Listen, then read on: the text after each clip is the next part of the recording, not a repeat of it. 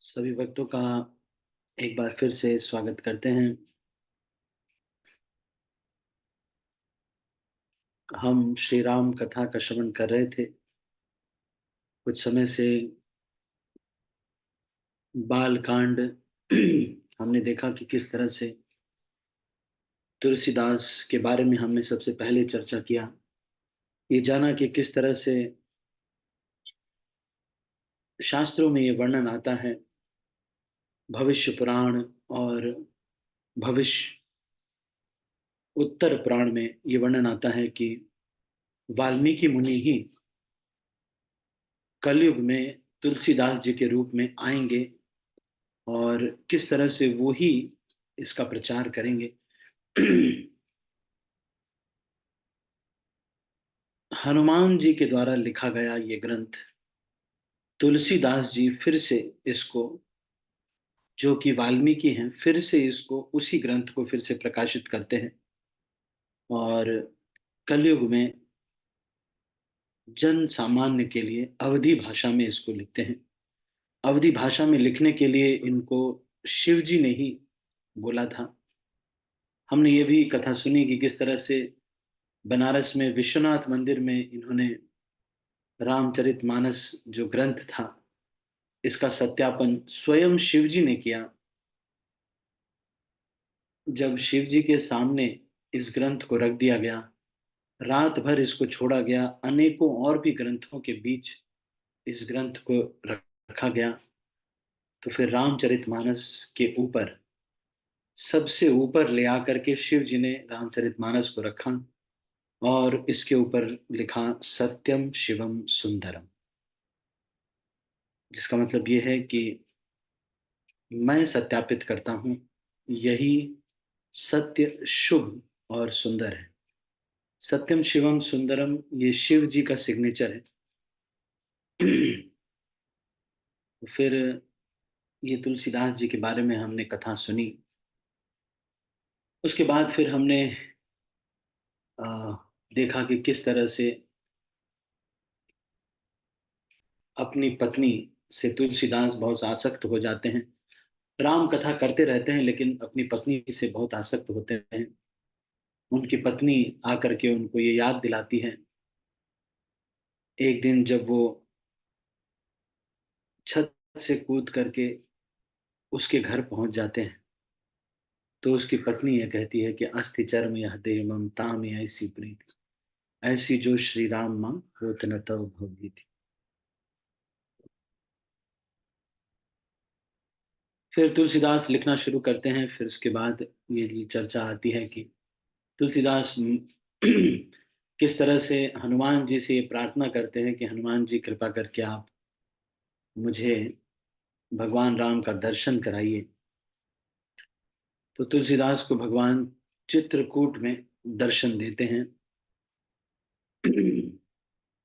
एक बार दर्शन देते हैं तो तुलसीदास समझ नहीं पाते कि कौन है।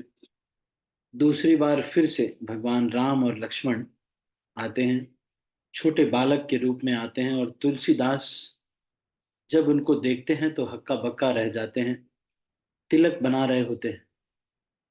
तो तुलसीदास को और राम जी खुद ही तुलसीदास को तिलक करते हैं और कह और एक तोते के रूप में हनुमान जी वहां पर आकर के ये कहते हैं, चित्रकूट के घाट पर भई संतन की भीड़, तुलसीदास चंदन घिसे, तिलक देत रघुबीर। ये रामचरितमानस को सत्यापित करते हुए उसके बाद फिर इस रामचरितमानस को लिखने से पहले मंगलाचरण करते हैं, सबका आह्वान, सारी देवी देवताओं की उपासना करके तुलसीदास इस कार्य को शुरू करते हैं। इसके बाद भगवान राम के अवतरण का कारण बताते हैं। राजा प्रताप भानु की कथा आती है कि किस तरह से राजा प्रताप भानु अगले जन्म में रावण बनते हैं, किस तरह से जय विजय की वजह से भगवान अवतार लेते हैं। नारद मुनि के श्राप से भी भगवान अवतार लेते हैं, भृगु पत्नी के श्राप से भी, और तुलसी जो थी, जलंधर की कथा आती है, उसकी वजह से भी इन सब को अलग अलग कल्पों में भगवान पूरा करके श्री रामचंद्र जी के रूप में आते हैं।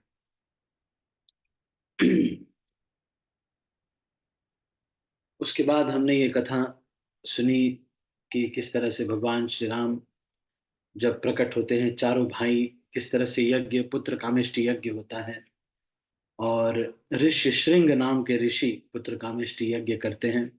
उनके पिता विभांडक उनको ब्रह्मचारी बनाना चाहते थे, लेकिन राजा रोमपाद की बेटी, जो कि शांता, कौशल्या और दशरथ की बिटिया है, उनके संग उनका विवाह करा दिया जाता है। ऋषि श्रृंग आकर के पुत्र कामेष्टि यज्ञ करते हैं, और कैकेयी, कौशल्या, सुमित्रा तीनों के गर्भ धारण होता है। 1 वर्ष के बाद कौशल्या के राम, कैकेयी के भरत और सुमित्रा के शत्रुघ्न और लक्ष्मण प्रकट होते हैं। फिर उनकी बाल लीलाएं देखी जाती हैं, हम किस तरह से वो खेलते हैं इसके बारे में देखते हैं। वशिष्ठ के यहाँ जा करके किस तरह से विद्याएं प्राप्त करते हैं वो भी हम देखते हैं। फिर उसके बाद विश्वामित्र एक दिन उनको लेने चले आते हैं, और ताड़का, मारीच, सुबाहु, इनका वध भगवान करते हैं और अहिल्या को तारते हैं। इसके बाद सीता राम का किस तरह से मिलन होता है एक बागीचे में, हम देखते हैं। और भगवान राम के विवाह के साथ ही किस तरह से भगवान राम का विवाह होता है, ये हम देखते हैं। विश्वामित्र को जनक का बुलावा आता है, और सीता जी के स्वयंवर में लक्ष्मण जी राम जी पहुंचते हैं। राम जी सहज भाव से भगवान शिव के धनुष को तोड़ देते हैं। और फिर सीता स्वयंवर के बाद परशुराम और लक्ष्मण जी का संवाद होता है। फिर चारों भाइयों को, मांडवी, श्रुतकीर्ति, उर्मिला और सीता, 4 भाइयों की 4 पत्नियां होती हैं। चारों को लेकर के बारात का किस तरह से स्वागत होता है वो हम देखते हैं। इस बीच में शिव जी का विवाह भी एक आता है, उसका वर्णन भी तुलसीदास जी करते हैं। फिर उसके बाद आने के बाद किस तरह से सीता को सेवा करते देखा जाता है। और एक दिन जब भगवान दशरथ जी देखते हैं कि उनका बाल सफेद हो रहा है, तो फिर दशरथ जी दोपहर में ये निर्णय लेते हैं कि राम का राज्याभिषेक करना चाहिए। सुबह बाल सफेद होता हुआ देखते हैं, दोपहर में सारे लोगों में निर्णय हो जाता है, और ये बता दिया जाता है कि अगले दिन राम का राज्याभिषेक हो जाएगा। शाम को देवताओं में खलबली मच जाती है। सारे देवता सोचते हैं कि अगर भगवान राम का इस तरह से राज्याभिषेक हो जाएगा, तो फिर रावण का वध कौन करेगा। तो फिर रावण का वध नहीं हो पाएगा, इसलिए सारे देवता सरस्वती देवी के पास जाते हैं और उनको कहते हैं कि तुम कुछ करो। फिर मंथरा के मुख में और कैकेयी के मुख में जा करके सरस्वती देवी वास करती हैं, और कैकेयी को मंथरा, जो कि उनकी धाय है, जिसने उनको पाला है, वो मंथरा कैकेयी को कहती है कि तुम वो 2 वरदान मांग लो जो तुमने देवासुर संग्राम में दशरथ जी को देने को कहा था। तो फिर कैकेयी उन 2 वरदानों को मांग लेती है। दशरथ जी जब देने में थोड़ा दुख करते हैं, तो कैकेयी उन्हें उलाहना देती है कि रघुकुल के लोग अपने वचन को देने के लिए इस तरह से रोते बिलखते नहीं हैं। और फिर राम जी जब आते हैं, तो कैकेयी ये कहती हैं कि आप के पिताजी ये बोल नहीं पा रहे हैं, मैं 2 वरदान ये मांगी थी। राम जी कहते हैं कि मुझे इस बात का दुख नहीं है कि मुझे जंगल में भेजा जा रहा है, या दशरथ को या भरत को राजा बनाया जा रहा है। मुझे तो इस बात का दुख है कि इतनी छोटी सी बात के लिए मेरे पिताजी मुझसे व्यक्त नहीं कर पा रहे हैं, ये मेरे लिए बहुत बड़ी बात है। फिर उसके बाद राम किस तरह से कौशल्या से आग्रह लेते हैं। लीला इस तरह से आती है कि कौशल्या कहती हैं कि अगर माँ ने कहा है तो पिताजी को बड़ा बता करके मना कर दो, अगर पिताजी ने कहा है तो माता को बड़ा बना दो। घर परिवार में ये सब चल जाता है। लेकिन अगर माता पिता दोनों ने ये कहा है तो फिर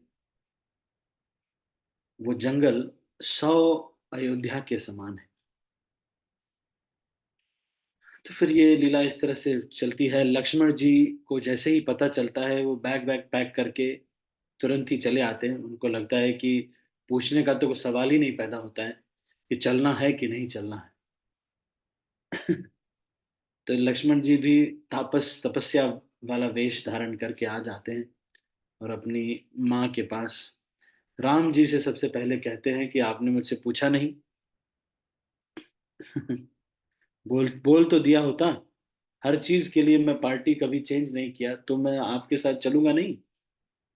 तो फिर उस बीच में सीता के साथ कौशल्या का संवाद है और ये बताते हैं कि जो सीता आज तक कभी दीपक बुझाने के लिए भी उसको सेवा नहीं दी गई, सीता की सीता देवी को अभी तक दिया बुझाने की भी सेवा नहीं दी गई थी, ऐसी सीता जंगल में कैसे जाके रहेगी। तो फिर लीला इस तरह से आगे चलती है। अभी जो हम कर रहे हैं, सुमित्रा के पास भगवान लक्ष्मण जी पहुंच गए हैं और सुमित्रा ये कह रही हैं कि पुत्रवती जुगति जग सोई, रघुपति भगत जासु सुत होई, नितरु बांझ भली बादी बियानी, राम विमुख सुत ते हित जानी। सुमित्रा कह रही हैं संसार में वही युवती स्त्री पुत्रवती है जिसका पुत्र भगवान का भक्त हो। नहीं तो जो भगवान से विमुख पुत्र है ऐसा सोच करके खुश होती है, वो तो बांझ ही है। पशु की भांति उसका जो पुत्र प्रसव करना व्यर्थ ही है। जैसे गाय भैंस सुअर कुत्ते कुतिया इत्यादि इनके बच्चे होते हैं, वैसे ही इनके भी बच्चे हो रहे हैं। अगर भगवान का भक्त नहीं जन्म लिया है, इसलिए सुमित्रा कहती हैं कि पुत्रवती जुवती जग सोई, इस संसार में वही युवती स्त्री पुत्रवती है। आज मैं पुत्रवती हो गई क्योंकि मेरा बेटा आज भगवान राम की सेवा में जा रहा है। तुम्हारे ही भाग राम बन जाही, दूसर हेतु तात कछु नाही, सकल सुकृत कर बड़ फल हूँ, राम सिया पद सहज सने हूँ। सुमित्रा कह रही हैं तुम्हारे ही भाग्य से श्री राम जी वन को जा रहे हैं। लोगों को लगता होगा कि भगवान, शायद देवताओं को लगता होगा कि रावण को मारने के लिए जा रहे हैं, और जन सामान्य को ये लग रहा होगा कि दशरथ और कैकेयी की वजह से भगवान राम जा रहे हैं वन को। लेकिन सुमित्रा कहती हैं कि तुम्हारे सेवा का अवसर देने के लिए तुमको भगवान राम वन जा रहे हैं। तुम्हारे ही भाग्य राम, तुम्हारे ही भाग राम वन जाहि, दूसर हेतु तात कछु नाहि। हे तात, दूसरा और कोई कारण नहीं है, तुम्हारे ही भाग्य से भगवान राम वन जा रहे हैं। सकल सुकृत कर बड़ फलुए हो, राम सिया पद सहज सने हूँ। तो कह रहे हैं कि सारे संसार में सारे सुकृति करने के बाद, बहुत समय सुकृति करने के बाद, बहुत पुण्य करने के बाद, बहुत कंबल बांटने के बाद, खाना बांटने के बाद, बहुत कुछ करने के बाद तब जा करके किसी को भगवान की सेवा प्राप्त होती है। बहुत श्रेष्ठ चीज तुमको प्राप्त हो रही है। संपूर्ण पुण्यों का सबसे बड़ा फल यही है कि भगवान के चरणों में स्वाभाविक प्रेम हो जाए। तो तुम्हारे अंदर ये जो स्वाभाविक प्रेम है, ये सारे पुण्य तुम्हारे अंदर, ये तुम्हारे फल हो गए।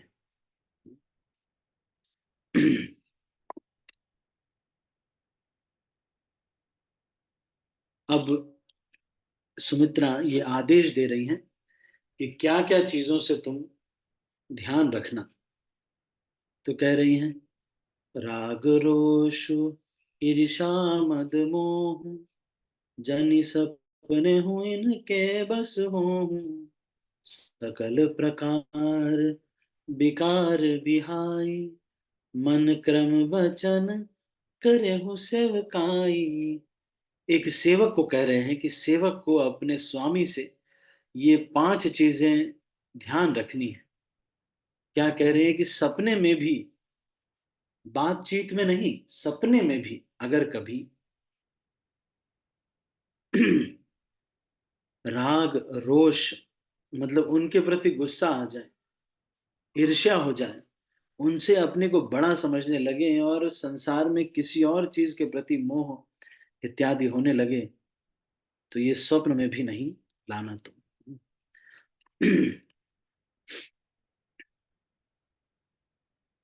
फिर उसके बाद सुमित्रा जी कहती हैं कि तुम वन में तुम जा रहे हो, राम जी और सीता जी ही तुम्हारे माता पिता हैं। तुम बस वही करना, तुम्हारे मन में बस यही चलना चाहिए कि किस तरह से राम और सीता को एक सुई की नोक के बराबर भी कष्ट ना हो। बस यही तुम्हारा जीवन का लक्ष्य है।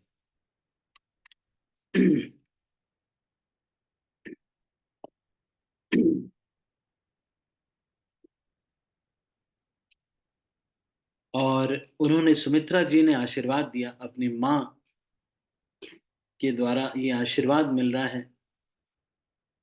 और ये आशीर्वाद दिया कि ऐसा हो जाए कि हर दिन तुमको सीता जी और राम जी के चरणों में तुम्हारा जो प्रेम है वो नया नया होता जाए। तो वैकुंठ में आप अपनी स्क्रीन पे देखिएगा, ये जो साकेत धाम या वैकुंठ होता है, वहां पे किस तरह से, मतलब ऐश्वर्य भाव में किस तरह से सेवा होती है। तो भगवान राम के ऐश्वर्य प्रधान वहां पे सेवा होती है। इसलिए जैसे यहाँ पर भगवान राम बैठे हुए हैं और सीता मैया यहाँ पे बैठी हुई हैं, तो ये उनका अगर आसन है, तो इधर पूरे सारे लोग और इस तरफ भी सारे लोग चामर ही कर रहे हैं। कोई मान लो चामर कर रहा है या कोई पंखा कर रहा है, तो बस यही करते रह जाते हैं और इसी में उनको नित नित नित नित आनंद मिलता रहता है। हमारी ये भावना होती है कि सेवा में कुछ चेंज आना चाहिए, लेकिन इसमें वैकुंठ में इस तरह से उनको उसी में ही बहुत आनंद आता रहता है।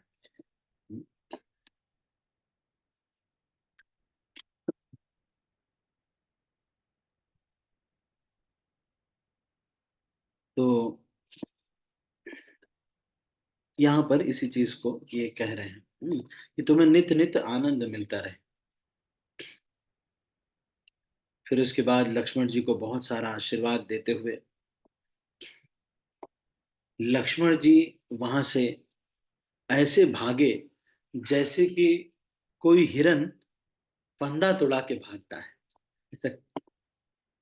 मातु चरण सिरुनाई चले, सुरत तुरत संकित हृदय, बागुर विषम तुराई मनु, भाग मृग भाग बसा।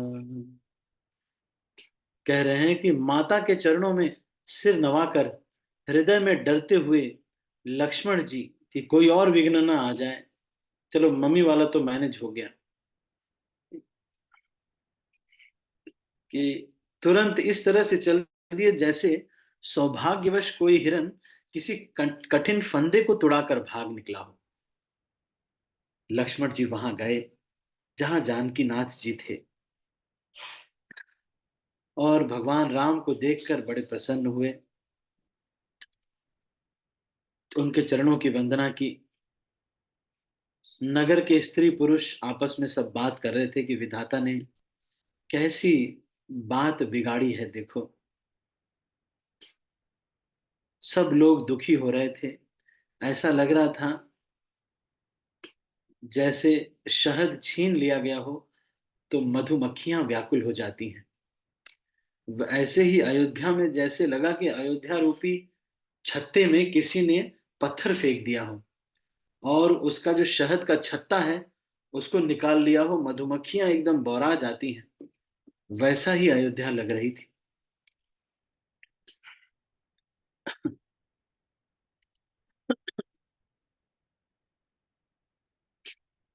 अब राजा को बैठाया गया। सुमंत्र जी ने कहा कि राम जी आ गए हैं, इन लोग को आशीर्वाद, वन के लिए तैयार हैं, तपस्वी का वेश धारण कर लिया है, आप इनको आशीर्वाद दीजिए। राजा दशरथ उनको देखकर उनको गले से लगा लेते हैं, बहुत दुखी होते हैं। भगवान राम उनसे विदा मांगते हैं और वो जब रो रहे हैं तो उनको कह रहे हैं भगवान राम की, आप अगर रोएंगे तो इसको अपने कर्तव्य में त्रुटि जानकर सारे संसार के लोग ये कहेंगे कि रघुकुल के लोग अपने वचन को पूरा तो करते हैं लेकिन रो रो करके करते हैं, इसलिए आप रोइए मत। लेकिन शास्त्रों में ये वर्णन आता है, विश्वनाथ चक्रवर्ती ठाकुर और अलग अलग आचार्य लोग जब भगवान के लिए रोने के बारे में वर्णन करते हैं तो ये कहते हैं कि संसार में अगर कोई वास्तव में भगवान के विरह में रोया है तो वो दशरथ जी हैं, क्योंकि उनके प्राण ही छूट गए भगवान के विरह में। तो फिर इस तरह से उनसे भगवान की लीला कितनी विचित्र है। और करे अपराध को और पाओ फल भोग, अति विचित्र भगवंत गति को जग जाने जो। कई बार ऐसा लगता है इस संसार में कि प्रभु जी कुछ कैलकुलेशन मैच नहीं कर रहा है। कोई है वो पाप करे जा रहा है, वो सुखी हुआ जा रहा है। कोई है वो पुण्य कर रहा है, बेचारा दुखी हुआ जा रहा है। इतना भगवान का नाम ले रहे थे, बताओ देखो, इतना भगवान का नाम ले रहे थे। कुछ लोग तो कभी कभी मुझे ये भी आके कहे हैं कि ज्यादा भगवान जी का फंसना नहीं चाहिए, ज्यादा होने से ना कष्ट बढ़ जाता है। तो फिर इस संसार में करने योग्य ही क्या है? अगर मान लो कोई कहे कि भगवान भगवान की सेवा छोड़ दो, भगवान की भक्ति छोड़ दो, तो इस संसार में करने के लिए क्या है? सारी गाड़ियां खरीद लें, सारे अमेजोन को खरीद लें, क्या करें फिर? आप बताइए, करने के लिए क्या है इस संसार? ये संसार का सारा अमेजोन फ्लिपकार्ट खरीदने के बावजूद भी, iPhone 16 pro max plus plus खरीदने के बावजूद भी, सब कुछ खरीद करके देख लिया, लेकिन जो भक्तों का प्रेम है, भगवान का प्रेम है, एक दूसरे के लिए सैक्रिफाइस करने में जो प्रेम है, उसमें जो आनंद है, मैंने तो यही देखा कि वो आनंद से श्रेष्ठ इस संसार में कुछ है ही नहीं। हाँ, ये बात ठीक है कि आजकल उसी से लोग ज्यादा प्रेम करते हैं जो थोड़ा पैसा देता है। वो थोड़ा ढोंग वाला प्रेम होता है, अपनापन उसमें नहीं होता, काम निकल जाता है, व्यक्ति चला जाता है।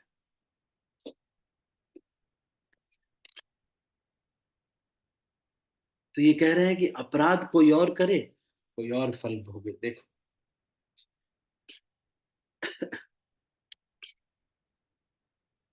अब दशरथ महाराज ने जब देखा कि राम और सीता जा रहे हैं, लक्ष्मण जा रहे हैं, तो दशरथ ने सोचा कि कोई युक्ति करते हैं, कुछ तरीका अपनाते हैं जिससे कि ये रुक जाएंगे, लेकिन भगवान राम नहीं रुक पाए। राजा ने सीता जी को हृदय से लगा लिया और बड़े प्रेम से उनको कहा कि वन में तुम मत जाओ, है ना। और फिर भी सीता जी ने सीता जी ने रामचंद्र जी के प्रति कहा कि मेरा कर्तव्य है, मैं नहीं यहाँ पे रुक पाऊंगी, है ना। गुरु वशिष्ठ जी की जो पत्नी थी अरुंधति, वो भी आकर के सीता जी को समझा रही थी, लेकिन फिर भी और ये भी बता रही थी कि तुम अपने जो सास हैं, गुरु हैं, ससुर हैं, उन लोग की बात में। लेकिन उनके जितने भी वचन थे वो सीता जी को अच्छे नहीं लग रहे थे। लेकिन सीता जी कुछ बोल नहीं रही थी क्योंकि छोटी है, बहू नहीं बोलती। पहले के जमाने में ऐसे होता था। आजकल बहू शादी होता है डीजे में नाच लेती है। तो फिर आजकल का सिनेरियो अलग है ना, नहीं। ऐसा एक पहले बहुत गाना होता था, पिता के संग संग भरी सभा में नाचेगी घर की बाला। और वो साफ साफ दिखता है जब डीजे में नाचते हैं, घर की बहू अपने ससुर के साथ नाच रही है ना। डीजे एक बज रहा है, और वो डीजे में एक साइड ससुर जी नाच रहे हैं, एक साइड बहू भी नाच रही है ना, नहीं। ऐसा कलयुग आएगा, हंस चुकेगा दाना दुनका, कौवा मोती खाएगा। धीरे धीरे ऐसा ही होगा, आप आश्चर्य नहीं कीजिएगा। ऐसा मत सोचिएगा कि कोई बहुत श्रेष्ठ अगर है तो कोई उसके ऊपर कुछ इल्जाम नहीं लगेगा। या बड़े बड़े भक्त होंगे ना, वो बेचारे देखोगे कहीं ऐसे साइड में कोने में रहेंगे, उनको कोई लाइमलाइट नहीं मिल रहा होगा।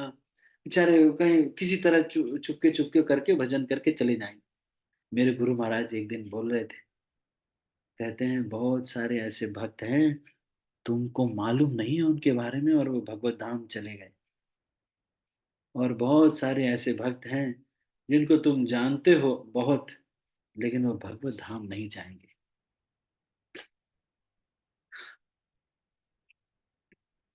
इससे ही पता चलता है कि बहुत सारे लोग ऐसे, बहुत सारे ऐसे भक्त हैं जो कि भगवत धाम जा रहे हैं, चुपके चुपके चोरी चोरी भगवत धाम जा रहे हैं। तो इसको यहाँ पर कह रहे हैं, सिया जी संकोच कर रहे हैं, कुछ बोल नहीं रही। सीता मैया संकोच कर रही हैं, लेकिन उनकी बात सब बुरी लग रही है। फिर कैकेयी को बहुत ज्यादा ये लग रहा है कि ये लोग इतना ज्यादा लीला क्यों कर रहे हैं, बातचीत इतनी क्यों हो रही है, निकलो चलो यहाँ से। अच्छा, तो अभी तक कपड़े नहीं पहने थे इन्होंने, शायद तपस्या वाला वेश नहीं पहना था। तो तब कैकेयी ने क्या किया, मुनियों के वस्त्र, माला, मेखला और कमंडल ले आ करके इनके सामने रख दिया, और बोला कि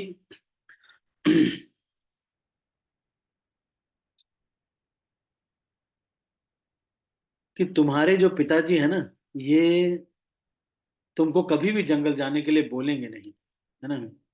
इसलिए जो तुमको अच्छा लगे वो कर लो, सामान मैंने तुम्हारे सामने रख दिया है। कैकेयी जी इस तरह से कह रही है। अब राजा जो है राजा इसको देख करके और उनके प्राण निकले जा रहे हैं। राजा बेहोश हो गए, और रामचंद्र जी तुरंत, तीनों लोग गए और जा करके मुनि का वेश बना लिया।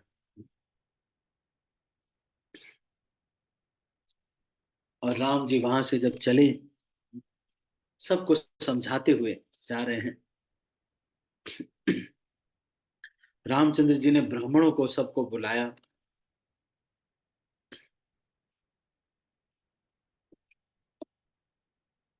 और सबको दान इत्यादि भी किया, याचकों को दिया, सबको संतुष्ट किया, और उनको 1 साल का भोजन दिया ब्राह्मणों को। दास दासियों को बुलाकर कहा कि आप इन लोगों की सबकी सेवा कीजिएगा, दास दासियों को भी ये आदेश दिया। और फिर राम जी ने सबको प्रणाम करके वहां से चलते चले। सारे नगर के लोग रोने लगे।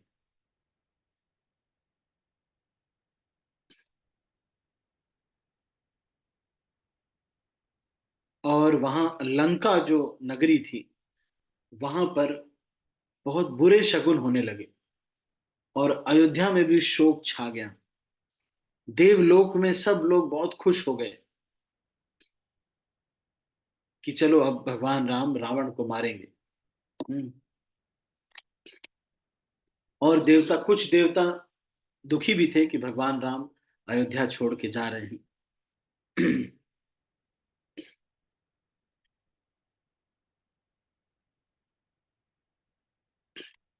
फिर जब मूर्छा से जागे राजा, तो राजा ने देखा कि राम जी चले गए हैं, तो अपने सुमंत्र को बुला के कहते हैं कि अरे, मेरे प्राण ही जा रहे हैं। हम्म, मेरे प्राण नहीं जा रहे हैं, ये पता नहीं क्यों ऐसा हो रहा है कि मेरे प्राण क्यों नहीं जा रहे हैं। इसलिए तुम ऐसा करो, रथ लेकर श्री राम के साथ जाओ। अगर कहीं वन में थोड़ा बहुत इधर उधर दिखला करके 4 दिन तक उनको रखना, और उसके बाद लौटा देना। ऐसा कहे कि सुमंत्र को बोला कि 4 दिन तक इनको थोड़ा वन का दिखाना, और उसके बाद लौटा ले आना।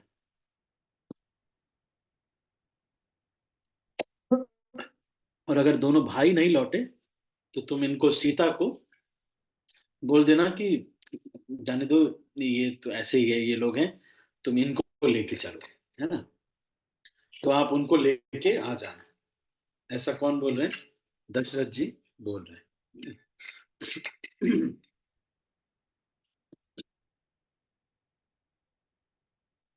और इस तरह से अगर आप 4 दिन में उनको नहीं ले आओगे तो मेरा तो मरण हो जाएगा। हम्म। सुमंत्र जी भी आज्ञा पा करके वहां से चल दिए। और जब वहां पहुंचे सुमंत्र जी, तो रामचंद्र जी को ऐसा इन्होंने बताया कि रामचंद्र दशरथ जी ने ऐसी विनती करके कहा है कि आप लोग रथ से चलिए मेरे साथ। अब ये लोग तो दोनों सारे पैदल जा रहे थे।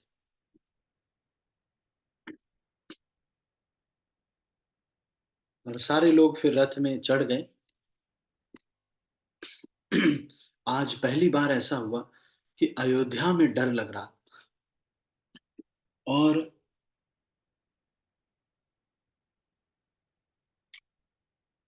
अयोध्या में रहने का मन नहीं कर रहा था। ऐसा लग रहा था कि शमशान है, भूत प्रेत सब यहाँ पर आ गए हों। बहुत डर लग रहा था अयोध्या में। वास्तव में आश्रय में जब एक जीव रहता है, जब उसका आश्रय छूटता है, तो किस तरह उसको अनुभव होता है, सोचो। आश्रय लया भजे, तारे कृष्ण नाही त्यजे, आर सब मरे अकारण। जीव बिना आश्रय के कैसा लगता है? जीव आश्रय के बिना रह नहीं सकता। जब अपना आश्रय छूटता है, उसी तरह से राम जी जब गए तो अयोध्या ऐसे लग रही थी जैसे कि भूत पिशाच वहां पे आ गए। हम्म। सारे जानवर भी पीछे पीछे दौड़े। करोड़ों घोड़े, हाथी, हिरन, बकरी, बैल, गाय, पशु, पपीहे, मोर, मैना, सारस, हंस, चकोर, सब लोग पीछे पीछे जा रहे थे। पेड़ और बेलें भी सूख रही थी। नदी तालाब भी एकदम भयानक हो गए थे। राम जी का वियोग किसी को सहन नहीं हो रहा था।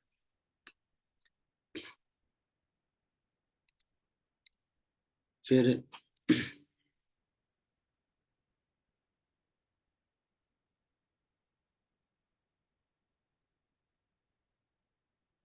तो इसीलिए सारे लोगों ने यह निश्चय किया, सब ही विचारु किन्ह मन माही, राम लखन सिय बिनु सुख नाही। अरे कैसा ये प्रेम है सच में।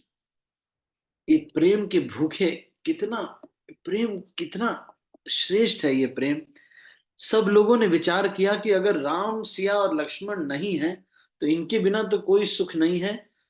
जहां राम तह सबुई समाजू, बिनु रघुबीर अवध नहीं काजू। कह रहे हैं कि अगर राम जी जहां पे रह रहे हैं, हम लोग भी चलो पैक करके, सब लोगों ने बैग पैक कर लिया और सब लोग चले वहीं रहने के लिए।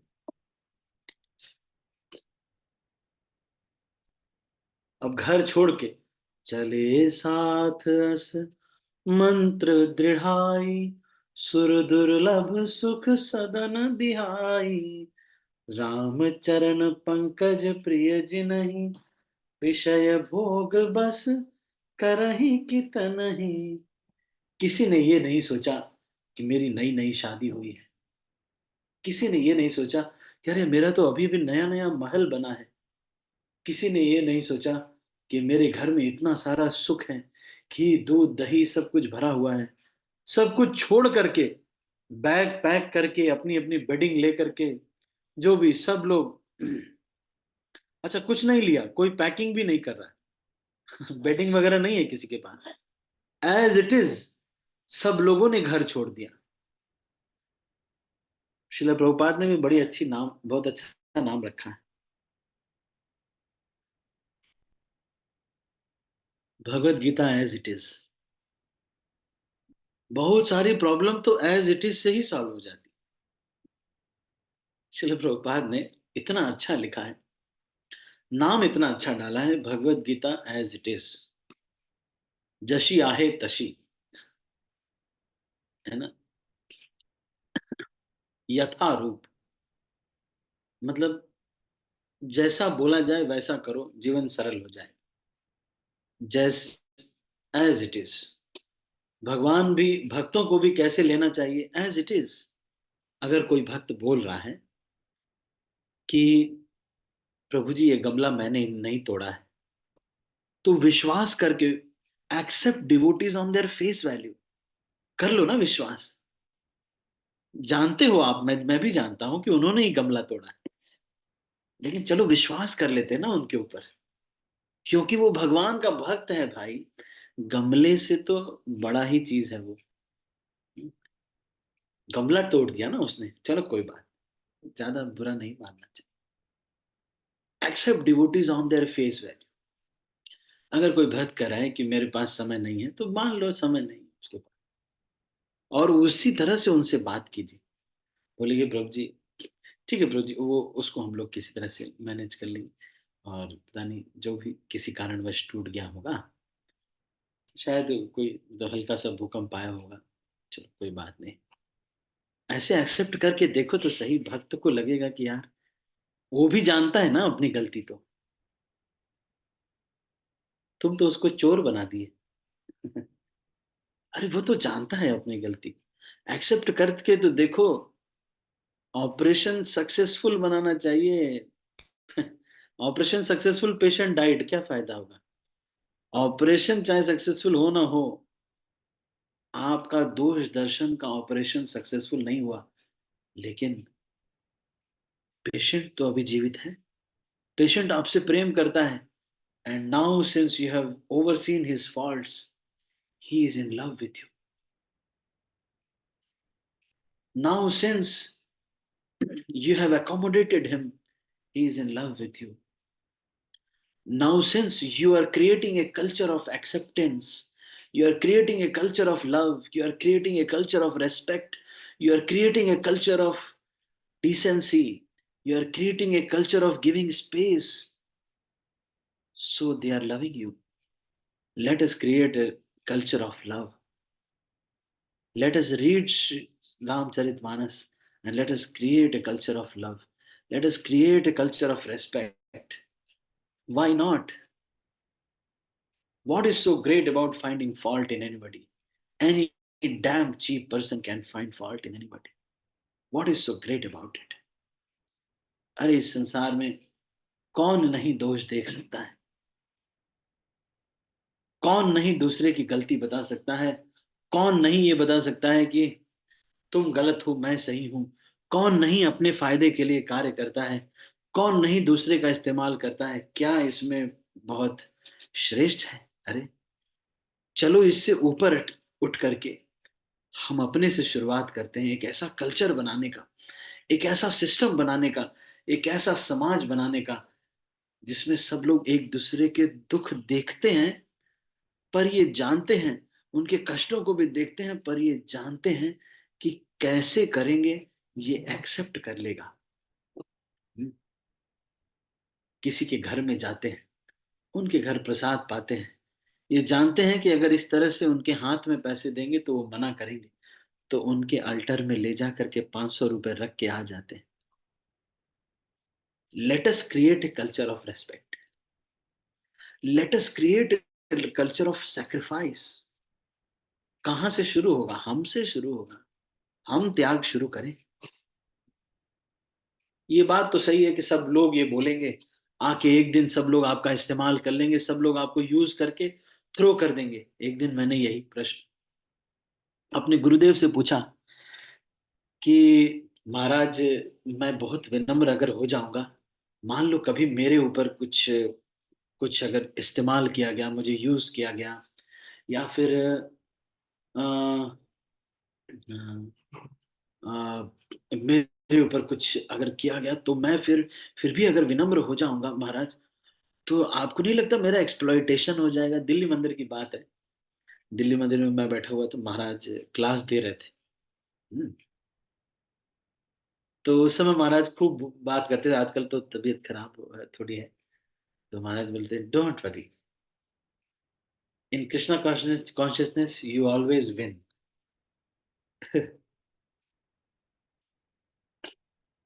कृष्णा कॉन्शियसनेस में अगर कोई हमें लूट ले, तब भी हम जीतते ही हैं, क्योंकि लूट के करेगा क्या? लूट के भगवान की ही तो सेवा मिलेगी। तो इस सोच करके मैं, कितना अच्छा उत्तर दिया महाराज ने। Don't worry, in Krishna consciousness you will always win. अगर आप विनम्र होते हैं, तुम जीतोगे, चिंता मत करो, जीतोगे तुम। तो बात सही है। तो let us create a culture of, इस तरह का एक कल्चर बनाए, है ना? देखो सारे लोग, इनको घर बार की किसी को कोई चिंता नहीं। कोई ये नहीं सोच रहा है कि मेरे घर में देखो इतना अच्छा शुद्ध देशी घी है। आज हमारे यहाँ बड़ा पकवान बना है। और बहुत सारा चीज सोच, कोई नहीं सोच रहा है, सब लोग एज इट इज भगवान के साथ जंगल में जाने को तैयार है। इंतजार नहीं करना चाहिए इसका। सब लोग इंतजार करते हैं, वो करें तो हम करें। वो तो कर नहीं रहे हैं, हम ही करें क्या हमेशा? वो भी करें थोड़ा।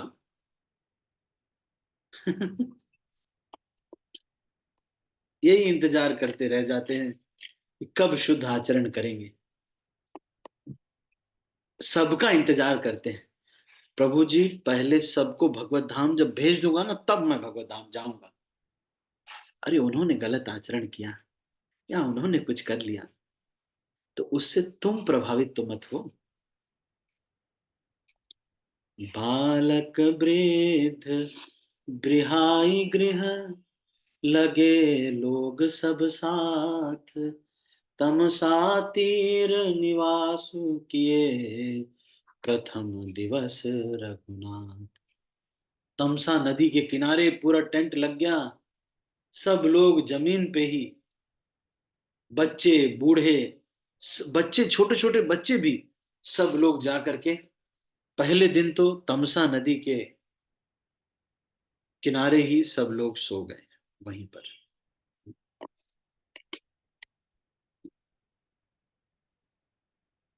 रघुपति प्रजा प्रेम बस देखी, हृदय सदय दिख भयउ बिसेखी, करुणामय रघुनाथ गोसाई, बेगी पाई पीर पराई। भगवान को इतनी करुणा आ रही है, सब लोगों को जमीन पे सोते हुए जब सुबह उठे भगवान, सबसे पहले उठ गए और देख रहे हैं, सबको देख रहे हैं कैसे कष्ट में है सब लोग। भगवान राम क्या कह रहे हैं? भगवान भी इतने प्रेम में है कि उनको लौटाने के लिए मन नहीं कर रहा है। भगवान असमंजस में हो गए हैं, शोक भी है और थकावट भी थी, सब लोग सो गए और सब लोगों की बुद्धि भी थोड़ी मोहित हो गई। जब दोपहर रात की बीत गई तो राम जी ने मंत्री सुमंत से कहा, हे तात, ये लोग रथ का चिन्ह पा करके ये लोग आ गए हैं, इसलिए इन लोगों को जो है रथ का चिन्ह न मिले, ऐसा कुछ करिए, नहीं तो ये लोग मेरे पीछे पीछे आते रहेंगे और बहुत कष्ट पाएंगे। भगवान, हमको वनवास मिला है, सारी अयोध्या को थोड़ी वनवास मिला है। अब रथ पे सवार हुए और फिर अपनी खोज को छिपा करके रघुनाथ जी चले गए। जब सब लोग उठे तो सुबह देखा कि कुछ नहीं है, वहां पर भगवान राम नहीं है, तो हा राम हा राम, सब लोग चारों ओर दौड़ने लगे और ऐसा लगता है जैसे ऐसा लगा जैसे कि किसी बिजनेसमैन की दुकान लूट ली गई हो। वो सब जगह चिल्ला रहा है, इन्होंने ऐसा लगने लगा। और सब लोग कहने लगे कि अच्छा, हम लोगों को दुख ना हो इसलिए राम जी ने हमें छोड़ दिया।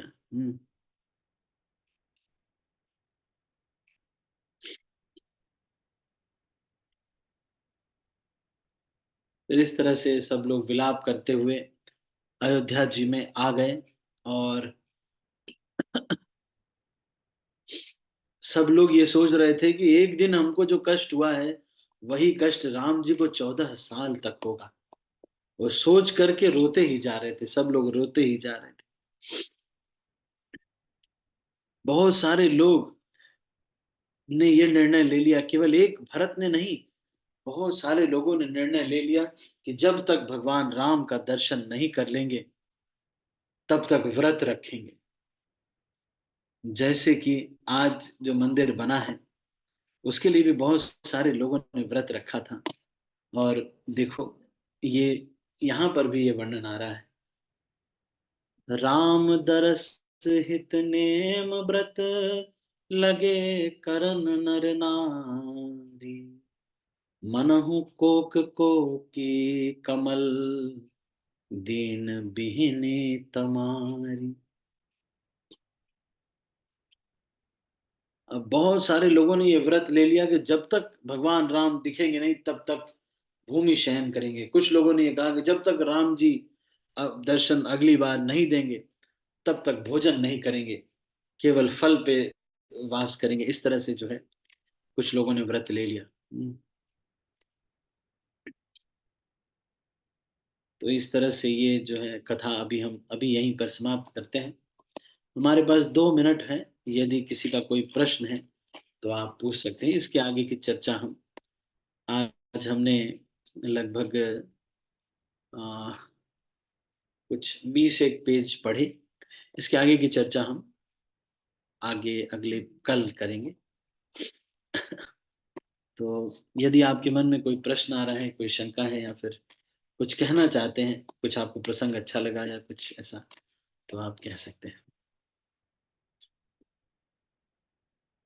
हैंड रेज भी कर सकते हैं अगर हैंड रेज, अब वैसे तो मैंने म्यूट नहीं किया है, तो आप डायरेक्टली अनम्यूट करके बोल सकते हैं।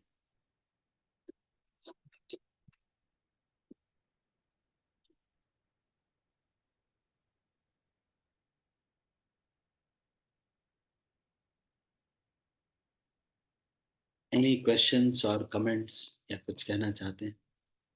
कई बार हमको ये लगता है कि अरे खत्म हो गई। एक एक दुख सा हो जाता है, अरे खत्म हो गई। तो कल तक आपको वेट करना पड़ेगा। कल शाम को 8:30 बजे फिर से हम इसको जारी रखेंगे। बात सही है कि मुझे भी बहुत आनंद आता है, ये पढ़ पढ़ के, सुन सुन के ना, मुझे भी बहुत आनंद आता है और मुझे भी बहुत अच्छा लगता है ये सुनने में। तो आप सभी का बहुत बहुत धन्यवाद। आप लोग आते हैं, मुझे भी ये अवसर मिलता है। हाँ बोलिए प्रभु जी, संगमेश्वर प्रभु। हरे कृष्ण प्रभु जी, मेरा क्वेश्चन ये था कि कैसे राम के प्रति जो प्रेम है ना, जैसे बढ़ाए। जैसे आप एकदम मधुर भाषा में वो बोल रहे थे, वैसे हमको बढ़ाना है। If I want to increase the love for the God, तो कैसे बढ़ाए? How should we increase the love towards the Lord Ram? एक बार भक्ति तीर्थ महाराज चौपाटी मंदिर में आए, तो नाच रहे थे, इतना नाचे कि धोती खुल गई। टेम्पल हॉल में। नाचते नाचते नाचते नाचते जोर से नाच रहे थे, नाचते नाचते धोती खुल गई।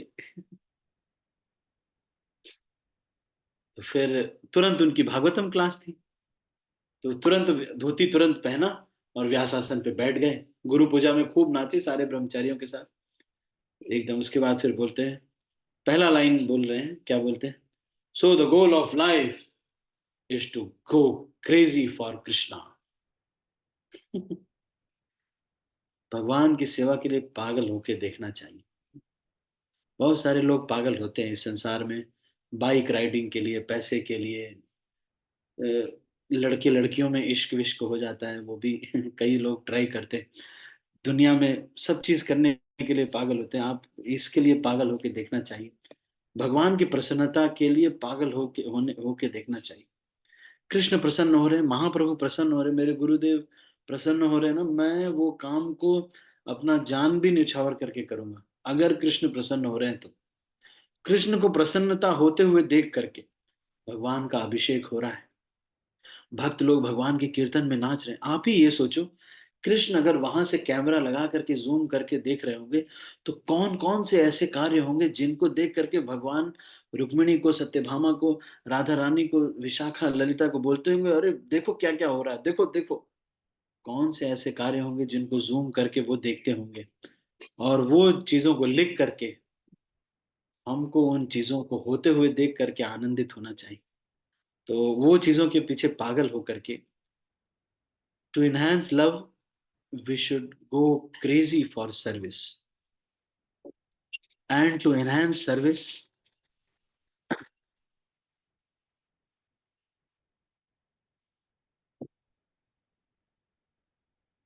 to enhance service, enhance the quality and quantity of service, enhance the love in the service. Love is the real service, and service is a symptom of love. तो आप सेवा, जैसे भगवान का नाम है ना, समझ में नहीं आता लोगों को यहाँ नाम लेने से कैसे भगवान प्राप्त होंगे, लेकिन बोल दिया गया सुबह 7 बजे से पहले 16 माला कंप्लीट करना है। ऐसी की तैसी दुनिया की सारी दुनिया एक तरफ, 16 माला एक तरफ। यही वास्तविक प्रेम है। अगर किसी को प्रेम करना है भगवान से, तो ये जो गुरु जी के आदेश हैं, इनसे प्रेम हो करके। राधिका चरणा रेणु भूषण करिया तनु, अनायासे पावे गिरिधारी। गिरिधारी को अनायास प्राप्त करना, अनायास भगवान के चरणों में प्रेम चाहिए, तो अपने गुरु जी के आदेशों को इतना प्रेम हो जाए, जो गुरु जी बोले हैं वो एकदम पागल होकर के करे। एक बार सुंदर गोपाल प्रभु ने पूछा गुरु महाराज से कि महाराज, सब लोग भगवत धाम जाएंगे क्या? कौन कौन भगवत धाम जाएगा? सब लोग भगवत धाम जाएंगे? तो गुरु महाराज ने कहा कि only those devotees who follow the instructions of the spiritual master very very strictly will go back to Godhead. बाकी सब लोग स्वर्ग जाएंगे। केवल जो अपने गुरु के आदेशों में प्रेम होना ही उसको समझा जाएगा हमारे स्तर पे, कि हमको भगवान से प्रेम धीरे धीरे बढ़ाने का प्रयास कर रहे हैं। तो ये कृष्ण की सेवा के लिए क्रेजी होना is one of the ways to love Krishna. आप करके देखिए, जो लोग भगवान के लिए पागल हुए हैं, भगवान ने उनको आचार्य बना दिया है। पागल होके देखे तो सही, है ना? संगमेश्वर प्रभु, thank you so much for a wonderful question. और कोई भक्त कुछ कहना चाहते हैं? एनी क्वेश्चन या फिर कुछ बोलना? हरे कृष्ण प्रभु जी। यस माता जी, बताइए। हिमानी माता जी। प्रभु जी, आपके मुख से रामायण सुन के इतना मजा आता है ना, ऐसे लगता है कि जैसे आपने राम जी सीता जी को ना अपने सामने ही बैठ के करते हुए सब कुछ देखा हुआ है। इतना मतलब एक्सप्रेशंस अच्छे लगते हैं आपके। तो कुछ नहीं है, महाराज का कृपा है, तो प्रभु जी का कृपा है, सबका कृपा है, भक्तों में से सीखा है। थैंक यू सो मच माता जी, thank you so much for your appreciating words. और कोई भक्त कुछ कहना चाहते हैं?